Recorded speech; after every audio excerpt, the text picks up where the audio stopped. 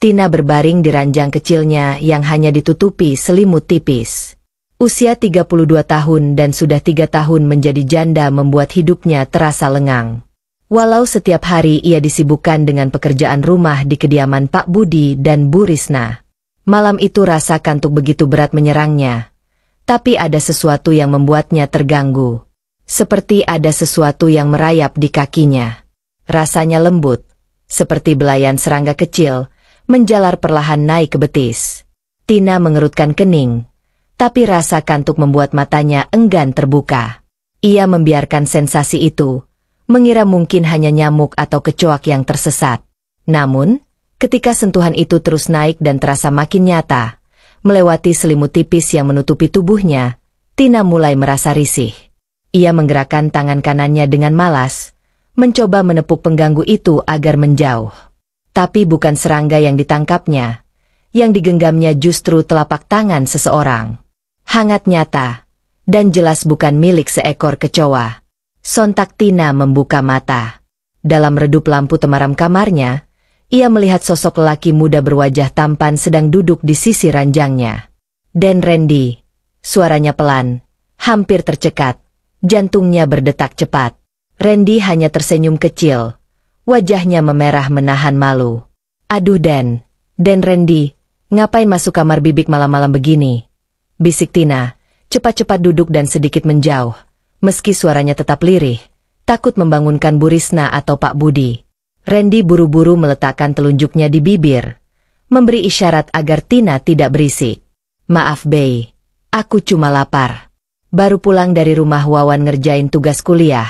Belum sempat makan. Aku mau minta tolong Bibik bikinin mie goreng. Tina masih memandangi wajah Randy yang jelas belum lama mencukur janggut mudanya. Dada pemuda itu naik turun.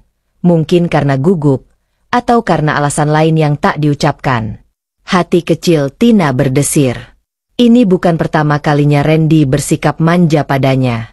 Tapi malam ini, entah kenapa, aura yang dibawa pemuda itu terasa berbeda. Belakangan ini, Tina memang mulai menyadari perubahan sikap Randy. Anak tunggal majikannya itu dulu terkenal cuek, nyaris tak pernah menyapa para pekerja rumah, apalagi ngobrol dengan pembantu seperti dirinya. Tapi beberapa bulan terakhir, sikap Randy mulai berubah. Awalnya cuma sekadar senyum saat berpapasan, lalu jadi suka manggil namanya saat pulang kuliah. Kadang iseng bertanya soal masakan yang Tina buat, sesekali memuji, bahkan pernah sengaja ikut bantu saat Tina sedang menyiram tanaman di halaman. Tina mengira Randy cuma sedang bosan atau sedang tidak punya pacar. Tapi malam ini, suasananya terasa lain. Tatapan mata itu, senyum kecil yang tersungging di bibirnya, dan ya Tuhan, sentuhan hangat tangan yang tadi menggenggam tangannya masih terasa membekas. Bibik capek ya? Suara Randy lirih, nyaris berbisik di tengah keheningan kamar. Tina menelan ludah gugup. Enggak Den, cuma kaget aja. Randy tersenyum. Maaf ya tadi lihat lampu kamar Bibik masih nyala. Aku kira Bibik belum tidur. Tina mengangguk pelan, berusaha tenang, tapi jantungnya berdetak cepat.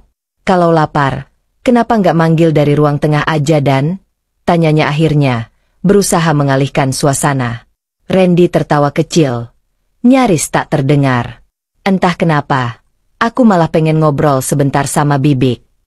Tina menatap pemuda itu. Matanya tampak sayu karena lelah tapi penuh kehangatan. Ada sesuatu dalam tatapan itu yang membuat tubuh Tina merinding halus. Ngobrol. Tina mengulang kata itu pelan. Ya, tentang Bibik, jawab Randy. Tiba-tiba Tina mengernyit. Tentang saya. Randy mengangguk. Bibik tahu nggak? Sekarang rumah ini rasanya beda. Lebih tenang, lebih hangat, dan aku sadar, itu karena Bibik. Tina menunduk. Wajahnya terasa panas. Dulu aku nggak pernah peduli sama siapapun di rumah ini, Bey. Tapi sejak sering lihat Bibik, senyum Bibik, cara Bibik ngomong pelan tapi tegas, aku jadi merasa nyaman. Tina menggigit bibir, bingung harus merespons bagaimana. Ini bukan percakapan biasa antara anak majikan dan pembantu. Ada sesuatu di balik ucapan Randy yang membuat udara kamar mendadak lebih hangat dari biasanya. Dan Randy, jangan bercanda, ucap Tina akhirnya, nyaris berbisik. Aku nggak bercanda, Bei, balas Randy pelan tapi mantap. Aku tahu ini mungkin salah atau aneh, tapi aku serius. Tina mengangkat wajahnya, menatap mata Randy lama, dan untuk pertama kalinya sejak menjadi janda, Tina merasa jantungnya berdetak karena seseorang. Bukan karena ketakutan, bukan karena cemas, tapi karena sebuah rasa yang pelan-pelan mengisi relung sunyinya. Tina masih terdiam, tatapannya belum lepas dari mata Randy yang tak biasa-biasa saja. Malam ini ada semacam ketulusan di sana, dan juga keberanian. Keberanian yang membuat dada Tina terasa sempit, seolah udara di kamar itu mendadak mengandung rahasia yang terlalu hangat untuk diabaikan. Bibik cantik malam ini, ucap Randy lirih, matanya menelusuri wajah Tina yang polos tanpa riasan, bahkan tanpa dandan. Bibik tetap kelihatan menenangkan. Tina menelan ludah pelan, tak tahu harus berkata apa. Kalimat itu sederhana, tapi bagi perempuan yang sudah lama hidup tanpa belayan, rasanya seperti hujan pertama setelah musim panjang yang kering. Ia membuang pandang, menunduk sambil menggenggam ujung selimut. Tapi Randy justru mendekat pelan-pelan, seolah tak ingin mengagetkannya. Jarak di antara mereka semakin tipis, hingga Tina bisa mencium wangi tubuh Randy yang masih hangat oleh udara luar. Bei Hong, jawab Tina nyaris seperti bisikan. Aku boleh megang tangan Bibik lagi? Tina menoleh perlahan. Di balik ragu, ia menangkap sorot yang lembut dalam tatapan itu. Bukan nafsu semata, ada rasa ingin dimengerti. Rasa ingin menyentuh tapi juga siap untuk dilepas jika harus. Perlahan, Tina mengulurkan tangannya. Tak ada kata, tapi dalam sentuhan itu mereka bicara dengan sunyi. Jari-jari Randy menyentuh tangan Tina dengan hati-hati, seperti menyentuh kenangan yang rapuh. Lalu dengan perlahan, ia mengangkat tangan itu ke bibirnya, mengecup punggungnya penuh takzim.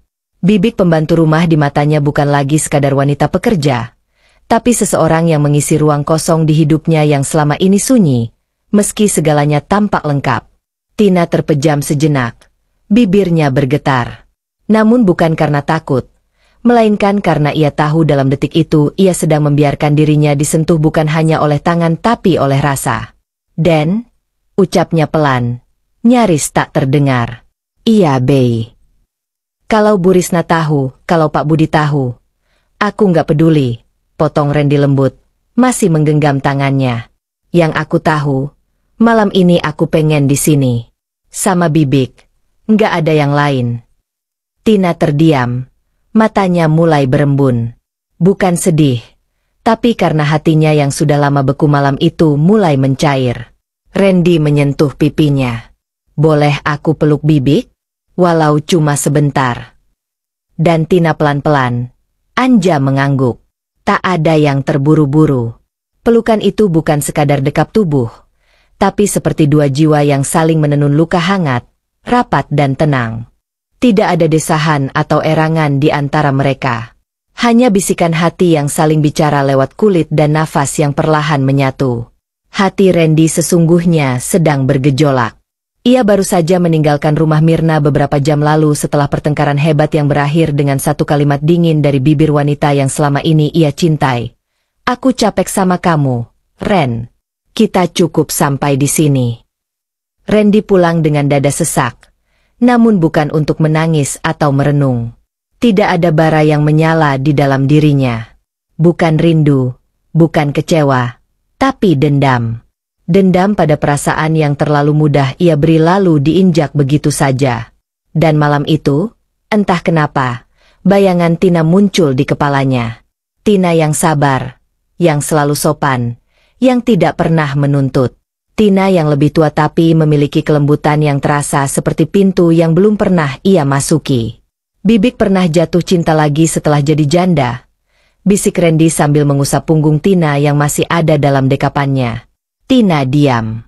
Ia merasakan jemari Randy yang perlahan bergerak, seperti sedang mencari-cari batas antara kenyamanan dan sesuatu yang lebih. Pertanyaan itu mengguncang dada Tina. Ia menarik nafas dalam, lalu menjawab lirih, Nggak ada yang pernah benar-benar singgah lagi. Dan Randy tersenyum kecil. Kalau aku yang pengen singgah. Tina mendongak perlahan, menatap wajah pemuda itu. Ada tanya yang bergemuruh di matanya. Tapi belum sempat ia membuka suara, bibir Randy sudah lebih dulu mencium keningnya lembut. Seolah penuh kasih. Tapi hati Randy berbisik dingin. Aku akan buat kamu jatuh seperti Mirna dulu. Randy menyentuh pipinya, lalu membelai rambutnya pelan. Aku bisa jaga hati Bibik.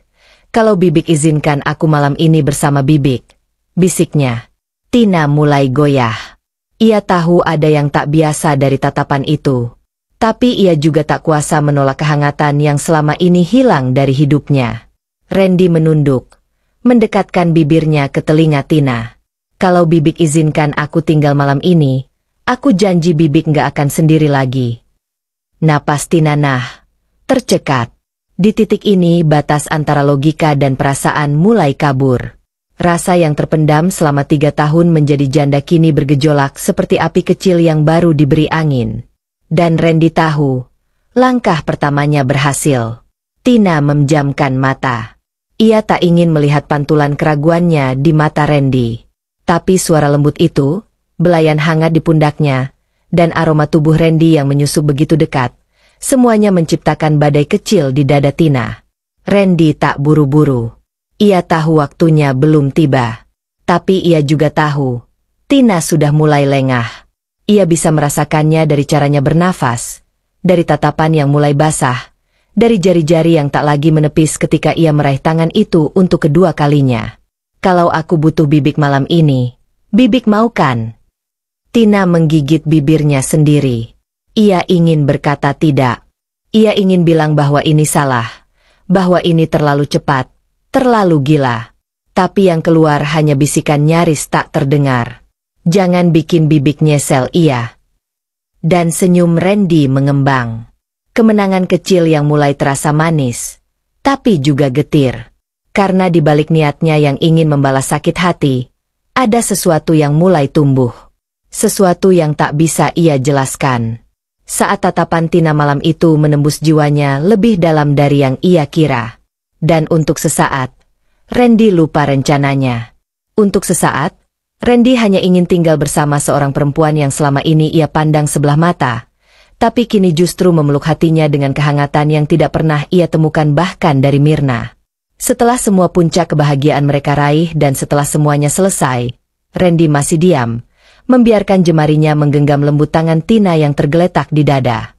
Nafas mereka mulai tenang, hanya detak jam dinding dan desir kipas angin yang terdengar pelan, seolah dunia memang sengaja melambat malam itu. Tina tak langsung bicara. Ia memejamkan mata sebentar lalu menghela nafas panjang. Dan suaranya parau, agak berat. Bibik boleh ngomong sesuatu ya? Randy menoleh, matanya yang tadi tegang perlahan melembut. Apa Bik? Tina menggigit bibir bawahnya. Lalu dengan suara lirih ia mulai membuka hati yang selama ini ia kunci rapat. Bibik nggak pernah kayak gini sama lelaki lain. Bahkan waktu sama almarhum suami Bibik pun rasanya nggak pernah sehangat ini. Mungkin karena dulu nikahnya dijodohin. Jadi Bibik jalanin aja ikhlas. Tapi nggak pernah benar-benar jatuh cinta. Randy diam, matanya menyelidik wajah perempuan yang usianya 10 tahun lebih tua darinya itu. Tapi malam ini, garis-garis usia di wajah Tina justru terlihat seperti lukisan yang menyimpan banyak cerita. Sejak suami Bibik meninggal, Bibik nggak pernah buka hati lagi. Bukan karena trauma, tapi karena hidup di kampung makin susah. Bibik harus kerja, cari duit ngirim buat anak Bibik di rumah. Dia masih SD waktu Bibik ninggalin. Sekarang udah kelas 2 SMP. Tina berhenti sejenak. Suaranya bergetar tapi tetap berusaha tegar. Bibik janji sama diri sendiri. Nggak mau urusan sama laki-laki lagi. Takut Bibik hilaf. Tapi malam ini, Bibik ngerasa lemah banget. Randy meremas lembut tangannya. Bibik nggak lemah. Bibik kuat banget. Nggak semua perempuan sanggup ngorbanin hati demi anaknya. Tina menoleh, menatap mata itu. Tapi kenapa Bibik malah jatuhnya ke Den? Randy anak majikan. Jauh lebih mudah. Bibik malu dan khawatir. Randy memotong pelan. Kalau yang kita rasain tulus, kenapa harus malu? Tina menatap wajah itu lama, seolah ingin mengingat tiap lekuknya. Mungkin karena ia tahu esok pagi semuanya bisa berubah. Mungkin Randy akan kembali ke dunianya, ke kampusnya, ke teman-temannya. Mungkin malam ini cuma jadi cerita sebentar di hidupnya. Tapi buat Tina, ini terlalu dalam untuk sekadar jadi kenangan. Ia menarik nafas pelan, lalu bersandar ke dada Randy. Bibik cuma takut, kalau Bibik mulai sayang beneran. Randy diam. Karena jujur, itu juga ketakutan yang mulai ia rasakan malam ini. Malam itu setelah Randy tertidur lelap di pelukannya, Tina hanya memandangi wajah lelaki muda itu dengan tatapan kosong. Matanya terbuka, tapi pikirannya jauh melayang. Bukan ke masa depan, tapi ke malam gelap yang terjadi 3 tahun silam. Saat itu ia baru seminggu bekerja. Tubuh masih canggung menyesuaikan diri. Pikirannya penuh harapan demi si kecil di kampung agar bisa terus sekolah. Malam itu rumah besar ini sepi. Bu Risna dan Randy sedang liburan ke Bali. Pak Budi sendirian di rumah. Katanya sedang sibuk urusan kantor. Tapi Tina tahu, bukan urusan kantor yang membuat Pak Budi tak ikut. Malam itu pintu kamarnya diketuk pelan. Lalu suara berat Pak Budi terdengar.